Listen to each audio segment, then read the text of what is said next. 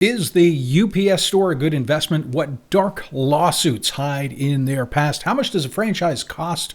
And how much can you make? We'll look at that all today on Franchise City. Need help finding a franchise? Don't go direct. Always call Franchise City Brokers to help find the best franchise for you. The UPS store franchise started way back 2001 when UPS acquired mailboxes, etc. And in addition to a major rebranding, UPS significantly changed their operations. At the time, many franchisees were quite unhappy with the new business model, claiming they were no longer making any money. A franchisee group was created. It was called the Brown Shield Association, which I thought might make a great name for a high-end toilet paper line or a low-fiber beer. But I digress. One of the changes franchisees disliked most was the fact customers no longer had to come into the store to pay for shipping.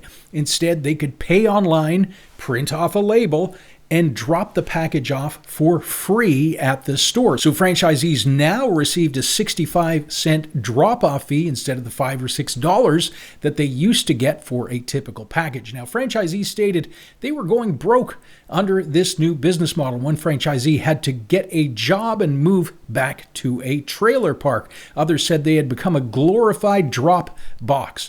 Their only hope was a lawsuit. They sued. They won, and the UPS store eventually had to pay out $4.2 million to 143 franchise center owners. And what about today? Well, the UPS store is no stranger to lawsuits. A quick search on Justia.com shows 10 pages of lawsuits with the UPS store. But what about franchise owners?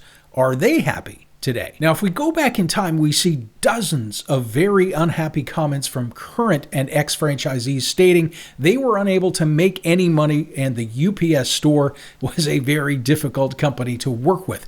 Now, this franchisee said he was working 7 days a week, made no money. This franchisee stated stores that do okay are only making $40,000 a year, and his wife made more money at her job.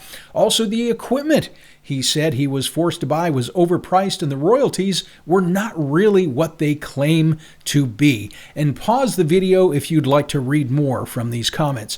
There are dozens and dozens of unhappy franchise owners who left similar comments stating they had lost their life savings or were struggling in a business with an outdated business model. Now today, if we take a look at Biz Buy Sell, we see a lot of UPS stores for sale on the market, but there was something strange that happened over the past few years.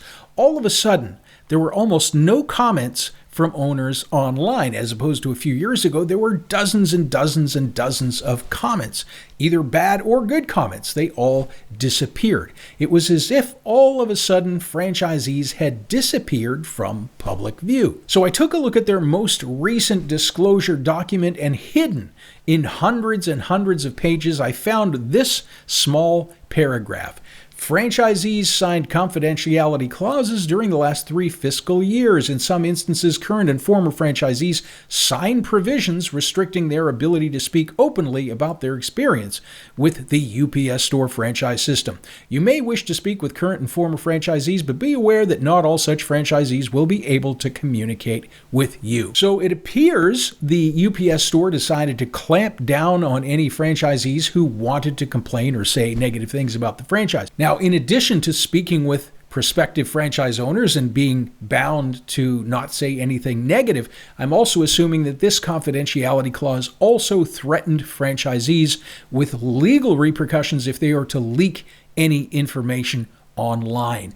And that would explain why all of a sudden all the complaints just dropped off in the last few years. Let's take a look at the numbers. Now, to buy the UPS store franchise, you're looking at between $247,000 to $476,000. The cost breakdown of all your expenses is up on your screen. And here are your ongoing fees and royalties taken from the most recent disclosure as of the making of this video. Now, keep in mind, many franchises, not just the UPS store, require you to remodel your franchise at their request. This is another scenario that's only in retail. If you have a storefront, if you have a service-based franchise, you're working out of an office, these remodels never happen. And it's at your cost. It's not the corporation that's paying for these remodels. Now, for some food franchises, this expense can easily run into the hundreds of thousands of dollars. The UPS store franchise cost to remodel into the new, what they call the laser light design, costs between $100,000 to $200,000. Now, it's not that much money compared to a food franchises, but I can just imagine how a struggling franchisee might feel about having to put out $200,000 to remodel. But how much can you make? I guess that's the biggest question everyone wants to know with the UPS store franchise. Well, here's the data from, again, their most recent FDD as of 2023. The median adjusted gross sales, $676,569. Now, remember, from that, of course, are going to come all of your expenses, including rent, employee costs, anything and everything comes off that number. But how does $676,000 compare to other industries? Well, many service-based franchises, as we mentioned previously, have over 1 million average gross sales with a much lower investment than UPS.